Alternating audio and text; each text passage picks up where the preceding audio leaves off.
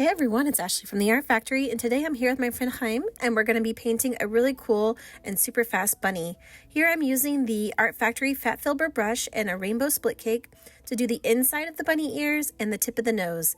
And now I'm using the Art Factory Filbert to do two quick pink hearts on the cheeks. Now I'm going to go back to that same Fat Filbert filled with white, and I'm going to use it to draw the skinny edge of the inside of the ear as well as the outside of the ear with a quick flick down. I like to put a fluffy bit in between the ears for the forehead and then down the nose, and then of course fill in a nice fat white muzzle. If you turn the brush to the side for the chisel edge, you can make your whiskers without having to get a skinnier brush. It really speeds up the design. Here I'm using a number 4 Kingart brush to put in some purple. And I like to swirl the tips of the muzzle edges here. It just gives it a lot of style. It makes it look extra whimsical. And of course, take that muzzle line down from the inside of the nose to the tip of the upper lip.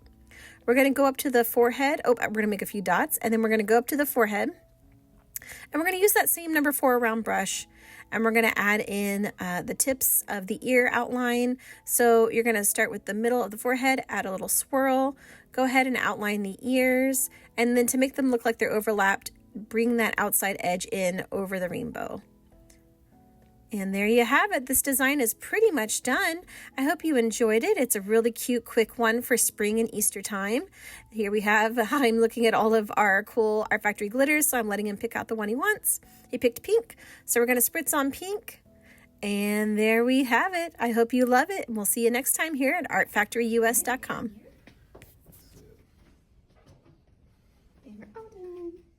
Oh, you like it? Is it okay? Like it? I love it.